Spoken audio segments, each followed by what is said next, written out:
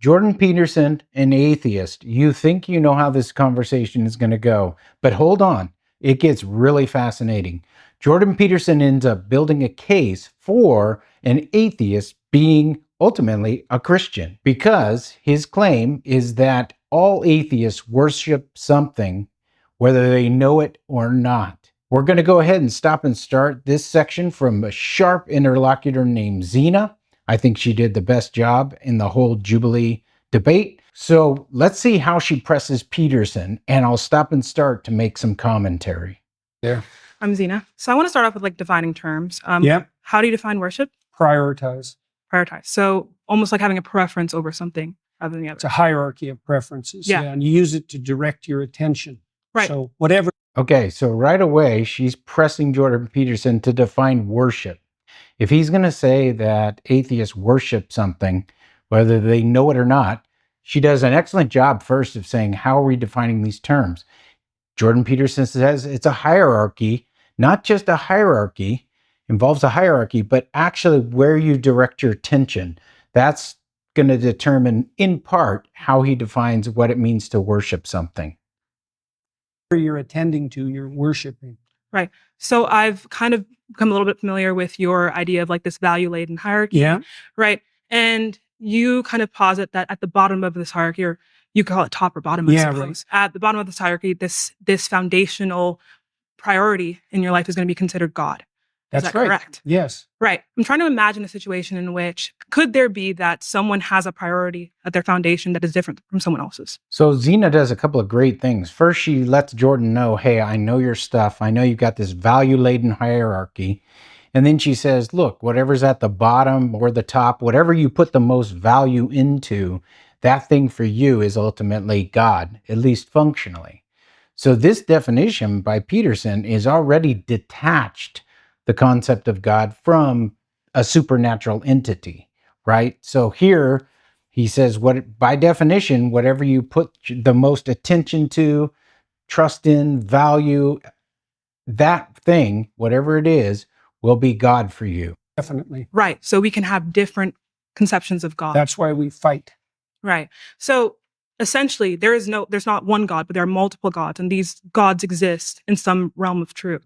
It's true that this person has one God and it exists. Yeah, probably better to think about it as multiple values, but that there's a hierarchy of values with something at the bottom. Right, but at the bottom is God, and that's a definition. Yeah. Yeah. So at the bottom is God. Okay, that's good. She's pressing him to kind of figure out where the source of conflict is between her. Now, she's just already gotten Jordan to commit to multiple gods because everyone has different things they value.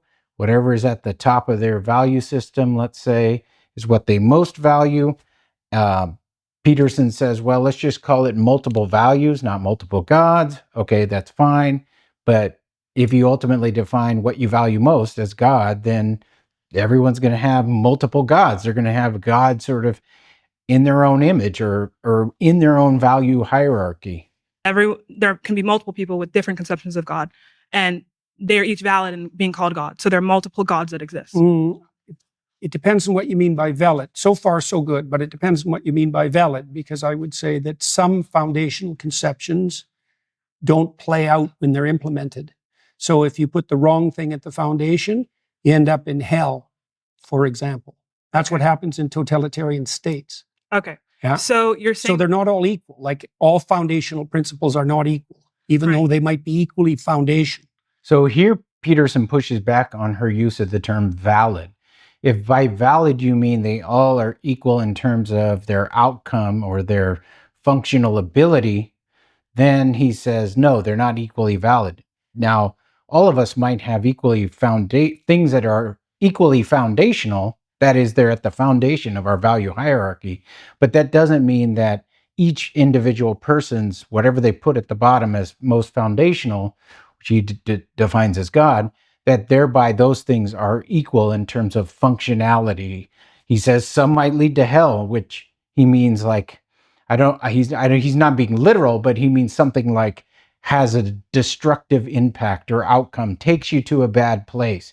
So in that sense, certain things that people put at the bottom of their value system, say hedonism and pleasure, while it's enjoyable, but that can, for instance, take you to a bad place. Or he might reference the totalitarian state. He's big on that. Like they valued certain things and that led to a horrible place, as opposed to, say, democratic principles at the bottom. So what makes one kind of foundational tenet like better than another one? That's an excellent question. Iterability. Imagine that you play a game with someone and you're a kid and it's fun. So then you play again and again and again. So repetition. It's playability across multiple iterations. So then you have a friend, and a friend is better than having a game. Right? So that's one.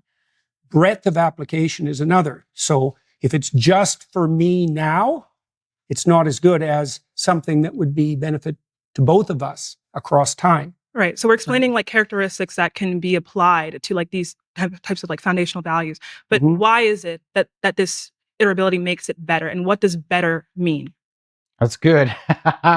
She is playing Jordan Peterson at his own game. He always, well, let's define, which is important. But sometimes it's like, let's actually construct some arguments here with these things we've defined. But she's doing a great job pressing him on what is breadth of application? Why does that make the thing better? What is iteratability? Why does simply being able to play the game again with the values and get some sort of nice outcome with a friend, what does that have to do with making one system or one foundational thing better than another? So she's doing an excellent job. Well, one hallmark of better is likely to be selected voluntarily. Right. So it's invitational. Another descriptive kind of quality. So we're talking about characteristics that in some type of system with a goal, an output being like, we could maybe say happiness, right? Or some type of harmony. Harmony. Yeah, right? That's better. Not happiness precisely, because it's too short term. Exactly. So as someone who is an atheist, right, I can explain that within a system, there are things that we can see as better or worse to meet this goal or meet this output. But what we're interested in, though, is what could make these things, regardless of any system, right? Well, imagine that you set up a system and you implement it and it produces the opposite results to which you intend. Oh yeah, that's not a good system. Exactly. Right. So the foundational principles are lacking because when you implement them, the game degenerates instead of moving towards the aim. Right. Okay. So we're talking about within a system. When we talk about something being moral, right, just absolutely moral, it means that without a system, right, this thing is simply moral with no reason. Good. So she is leading him towards, again, pressing basically how much is your view objective versus subjective, right? So she's saying, look, yeah, okay, we can have these systems and I can have an intention for the output. And if it follows that, that's good. But when it comes to morality and the things we worship and value in that sense, are we just talking about sort of like intra-system values, or are we talking about something a little bit more objective that can obtain? And as you'll see, she says stance independent, which is a common parlance for moral objectivists. I think she's going to try to, I think Jordan Peterson is a moral objectivist. So I think she's sort of backing him into a corner in that regard. Let's see. Like stance independent, this thing is good. So I'm trying to figure out if such thing can exist. And if so, do you believe that these things are moral in of themselves, like self-evidently moral, or are they moral in accordance with the system? So she's trying to see if these things that Jordan Peterson is talking about, these values, actually exist independent of what humans think about them, or if how we think about them, like our intentions for a particular value operating within a system and then hitting its target or its goal, determines whether that thing is correct or exists. Then it's all person relative. It's relative to intentions. It's system relative to the system, which is just the hierarchy of values and sort of the inputs and outputs according to which those values mediate things.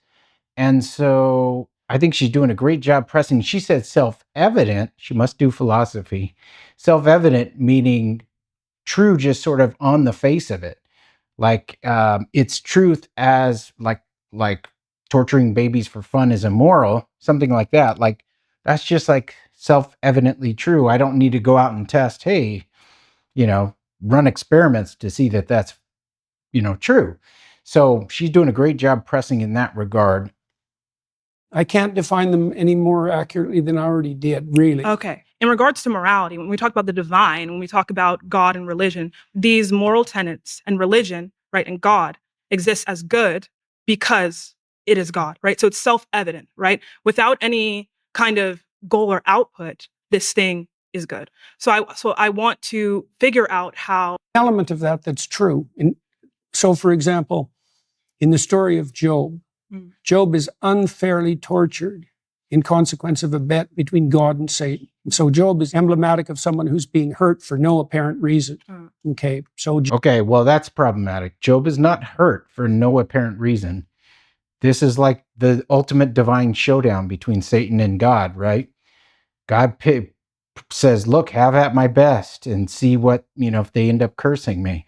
So now Jordan's saying Job himself didn't do anything to deserve the punishment, but we have to be careful there to not say, well, and that means there's no reason for what's going on, right? And because God does have a reason that he's doing this.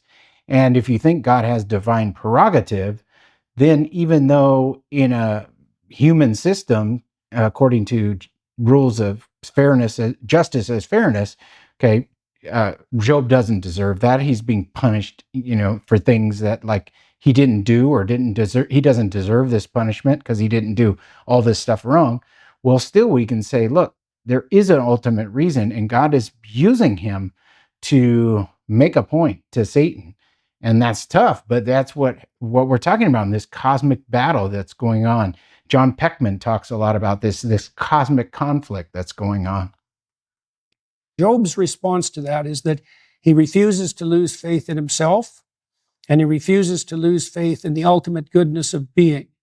Okay, and those are axiomatic decisions. They're not exactly evidence dependent because he is suffering. There's an arbitrary. Okay, so just one other thing here. He doesn't lose faith in the ultimate goodness of being. Well, okay, you could have a Platonic view of ultimate goodness, right? So you don't necessarily have to. Job didn't lose faith in Yahweh. He didn't lose faith in God, right? That's very different than saying the ultimate ground of being, because the ultimate ground of being could be a divine, abstract, Platonic ideal of goodness, so to speak. And so you can't just say that because he's smuggling into the biblical story perhaps a Platonic ideal of goodness. I mean, you can make that case, right? So you have to be careful. He's slipping in things that don't necessarily get read out of the text. They're sort of read into the text or potentially allow for ambiguity regarding what Job didn't lose faith in.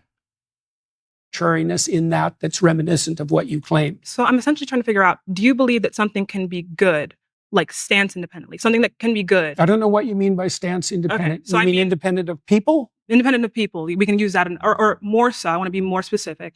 Something that can be good, right, regardless of any end goal. It's just good. No, I think good is tied up with goal. Goal, okay. Okay, so that's good. So she's asking, look, doing the G.E. Moore thing, look, can you define goodness in terms of intrinsic value? So something's intrinsically value if it's good in and of itself, apart from reference to some sort of output or goal or further knock-on effect. So Jordan Peterson just said, no, morals aren't good in and of themselves in that sense, stance independent. They're actually always good relative to a particular output or a particular goal of a particular individual. So this is not only consequentialist, right? The telos, or the ultimate end or consequence, is what determines whether something is moral, but it's also relative to persons and systems of value. So that directly conflicts with saying I'm an objectivist about morality, at least in that sense. I completely agree. So in a sense, this is why... That's why the religious goal in Christianity is the establishment of the kingdom of heaven on earth. It's goal dependent. Okay, right. And so it's in reference to a goal.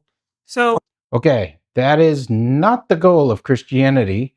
I mean, that's a part of it, establishing God's kingdom on earth, right? But there's much more to it than that, right? There's loving God, loving your neighbor as yourself. There's glorifying God. And there is a sense in which, of course, establishing the kingdom on earth is a part of the overall goal. But really, it's God establishing relationship with people. And so, anyway, I just thought that's a little bit of a nuance, but I thought I'd mention it. Or the goal would be the But imitation of Christ. someone's goal, right, can be something that doesn't encompass being in congruence with God or being with God. No, the thing that they want to be in congruence. Oh, right, okay. That's right. That's right. That's good. That's great. The thing they want to be in congruence with is fundamentally equivalent to their God. So what makes someone a Christian and what makes someone not a Christian? Okay, this is good where she's going. So just basically congruence with what you most value and want to be true is your God. And then she's going to say, well, wait a minute. What does it mean to be a Christian on this model? Like that's what I'm trying to figure out, because that's a good question. Yes. Yeah, well, probably the deepest answer to that is willingness to shoulder your cross voluntarily and trudge uphill regardless of circumstances. Okay, so that is not the definition of a Christian.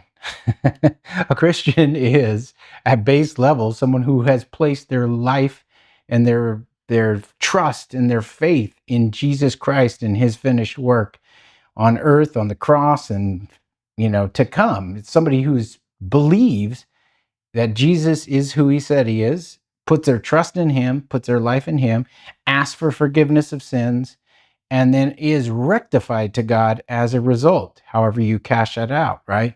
It isn't just, as he says, like doing some sort of practical thing where each day you shoulder your cross and you sort of, bear the burdens that you've been given or life has given you and act like Christ in shouldering those burdens, or they're like your cross to bear. I mean, that comes after becoming a Christian, right? So take up your cross daily. Yeah, it means and now that I am a Christian positionally and functionally, then now I've been called to act out of that by bearing whatever cross, whatever God has brought in my path, which often for many Christians is not pleasant and it's not fun. It's a burden, right? And so this is not a great definition of what it means to be a Christian in the first place.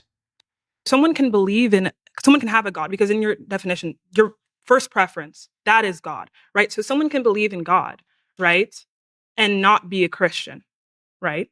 Yeah, well, there's a statement that Christ makes in the Gospels. He says, not everyone who says, Lord, Lord, will enter the kingdom of heaven. So not that they're even saying that they believe in God, but they just... No, but that's why I'm saying this to you, is that Christ himself points out that there's a difference between people who say they believe and people who act it out. And the fundamental issue is the action rather than the stated belief. But even those who think works, like Roman Catholic view, like works are part of salvation in some way. I mean, they're not going to say that works determine salvation, whether you're actually right with Christ and God. Like, they're going to say, look, that is, you need faith, you need belief, and you need action, you need works. And so Jordan just focusing solely on works is really antithetical to, as far as I know, all forms of Orthodox Christianity, regardless of whether you're Eastern Orthodox,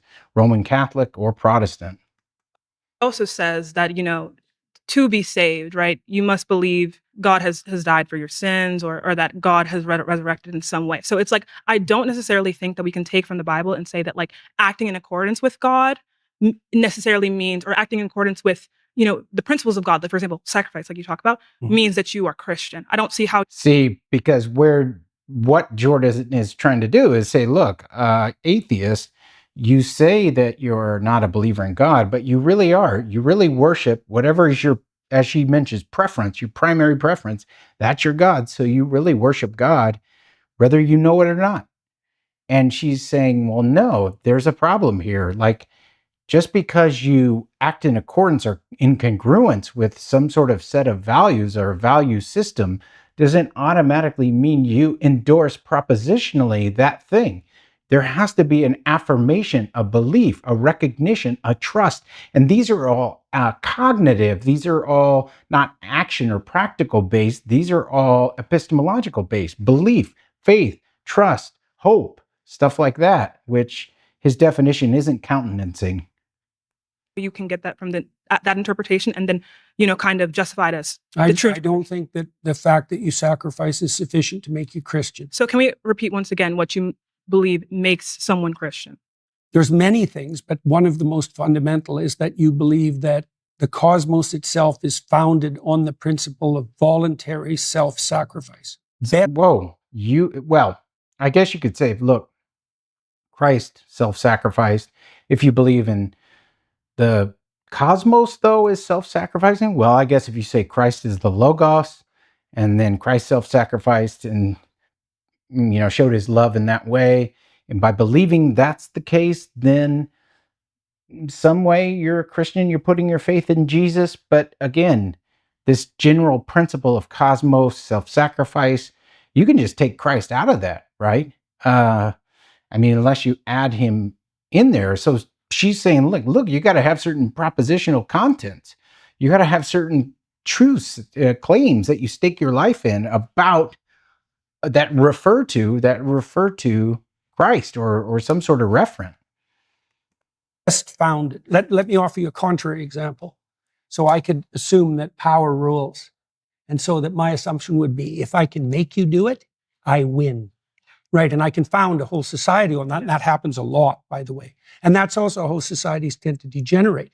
And so that would be a society that was founded on the principle that you get to sacrifice and I don't have to. Right, now the contrary to that would be something like you give up voluntarily and with courage all the things you need to situate yourself properly in relationship to the future and other people. Right. So then there's a harmony. That's why I talked about harmony earlier. So you navigate your life, right, in accordance kind of to this principle of self-sacrifice. Can I say it in that way? Yes, you can definitely say it that way. That's exactly right. And navigate is the right term. So someone does not have to have any awareness of Christ, of the story of Jesus, but let's say 60% of their actions, right, or more, whatever kind of metric you want to use, are in line with this self-sacrifice. So the Christian thinkers of the Middle Ages dealt exactly with that problem when they were talking about the pre-Christian philosophers, for example. Yeah. And they noted the similarity, let's say, between pre-Christian Greek thought and later Christian thought, and presumed that there were moral actors outside the Christian domain. Right. They're so is that addressing Christian, though? Is that person? Well, to some degree, again, that's a matter of definition, because they wouldn't be proclaiming Christian propositions, but they're acting out the pattern. Right? Okay, so you might still say there's implicit faith. So just because this is the fate of the unevangelized or pre-Christ people, right? Their faith can be counted to them as righteousness, as Scripture talks about in Hebrews regarding the people of the Old Testament. But you might say the same thing, and it isn't just acting out in accordance with the principle of self-sacrifice. It's really what matters is that they are, with whatever they've been given at that time, which doesn't include the full story regarding Christ, because perhaps he hadn't come yet when they existed, that whatever you put your trust and faith in, that in and of itself is the important thing. And whether you lived out in accordance with that or not, you can't say, well, you got to live out, what is it? 80% of the time, if you lived out of that principle of self-sacrifice, then you were a Christian and you had faith in Christ because Christ came and self-sacrificed. No, you would say what mattered is that you believed in that. You put your trust in that. You put your hope in that. And that would be counted as an implicit faith, even though that person wouldn't have all the propositional beliefs and contents regarding Christ's life, death, resurrection, and so on, what we typically think of, you must believe post Christ's existence on earth. So you imagine that full Christianity would involve a dozen things. And you can imagine someone who knows nothing of Christianity, say, acting out 8 of them. Right. So then they'd be 8/12 Christian or something. Okay, this is the problematic thing. Someone can be 8/12 Christian. Christianity isn't like a tick box, like you have all these certain things you have to tick, And if you tick all of them, then you're a full Christian. But if you don't tick all of them, you're still a Christian, but you're just sort of like a 8th, 12th Christian or like a partial Christian. No, Christianity is all or nothing. You either put your faith and your life and your trust in Jesus Christ and his finished work, or you don't. Now, regarding people who didn't have that as a cognitive, Christ hadn't lived, so they didn't have those truths available to them, then whatever they put their faith and trust in, again, this is cognition, this is epistemology, whatever they put their faith in, if that was God or God honoring, then that could be potentially counted to them as an implicit faith and counted as righteousness. And they would be saved. They would be a full Christian. But it's not like when they existed before Christ, they didn't have all the propositions about Christ, so therefore they could only tick these boxes, so they were 8/12 Christian. No, they were, if their faith counted them as righteous before God and ultimately before Christ, then they were fully Christian, whether they knew it or not at that time. And this is also the fate of the unevangelized. So I thought I'd mention that as well. Christian. Well, but to be like a full Christian, how can someone say I am Christian? Like I am Christian, not 8/12, but Christian. Well, I hesitate to do that personally because I think it's the kind of goal that you be very careful about proclaiming. The technical. But belief is not necessarily, to be mostly Christian, belief is not necessary. 8/12 or, right? Well, it depends on what you mean by belief. See, because I would say that acting out the pattern is the deepest form of belief. Now, you could add to that. Okay, now actually, Jordan, so we got to give him some credit here. I've been sort of on Zena's side and kind of just saying how she's doing a great job pressing him. But actually, Jordan may have a more sophisticated notion of belief. So in philosophy and epistemology, there's notions of belief that are just dispositional. So that if you act in a certain way, and that can be evidence as sort of taking on certain beliefs. So beliefs aren't just psychological contents of your brain, whatever you endorse as true propositionally. It can also be like there's a conception of belief where what you do, what you're disposed to do can evidence and be constitutive of what you believe. So maybe Jordan Peterson, I don't know that he studied epistemology of belief, but maybe that's sort of the view he has in mind here. So I just thought I'd offer that. What you say. So, maybe in the optimal situation, how you act and what you imagine and what you say, they're the same, right? But you can imagine a hypocrite who says all sorts of wonderful things and does nothing. And you could imagine another person who acts in a very positive manner, but proclaims nothing. So, but that is the result of them perhaps not even having the belief in the first place, right? So if people over time act hypocritically they say, I'm a Christian, and yet they're out doing all kinds of non-Christian stuff, non-Christ-like stuff, eventually you just say, okay, they didn't believe what they said they believed, or they hadn't actually put their faith and trust in Jesus, right? So it isn't just the fact that they're acting incongruently, because we all act incongruently. Maybe he'd say over like a certain amount of time, but actually that incongruence doesn't mean just because of the action being incongruent with Christian values, then they're not therefore saved. No, the incongruence may reflect that they actually never had the requisite faith and trust. What I'm kind of seeing is like a really comprehensive but descriptive analysis of human action, human thought, and by which we can characterize people and put people in boxes. But I don't see why in boxes. Like, when I say in boxes, I mean like I can categorize you based on your actions, not based on necessarily what you say, but based on your actions that you are more so or less so Christian, right? Things like that, right? So and that's a good point. That is a danger. So just because someone acts incongruently with what they profess and believe doesn't mean like you can say, well, you're a hypocrite, therefore you're not a Christian automatically, right? We can't make those judgments. But Peterson's view, if you just see the incongruence, you can then make the judgment. They never had, the requisite belief. Now, like I said, over time, that may manifest, and you may say, well, this is maybe evidence that they never actually put their trust and faith in Jesus. But Jordan Peterson's what she's saying is it allows people to put people in boxes, Christian, not Christian, depending on how you act, which again is not the ultimate barometer for whether you have put your faith and trust in Jesus. You can categorize people as Christian. Well, I would say more or less voluntarily self-sacrificing. But that's also what we came to, though, is that someone can be like 60% or 70% Christian based on simply just acting in that way. Yeah, Richard Dawkins is like that. I watched that debate. There, you've been voted out by the majority. All right. She did an excellent job. I think she did the best out of all the contestants pressing Peterson. And I think she revealed just the muddle that Peterson's view involves. He's not clear on what it means to worship something because he's not clear on what it means to believe in God. He's not clear on what it takes to be a Christian. There's no 60% Christian. You're either Christian or you're not, ultimately. He's muddled on whether morality is objective, even though he says things like objective morality is objective. When you look at his system, it looks just system relative, person relative, and like there's no stance independent moral truths. He believes ultimately that there's only extrinsic moral value in things. There's no intrinsic value regarding morality. Things are not intrinsically valuable in and of themselves, apart from sort of the where they lead, apart from any goals or ends.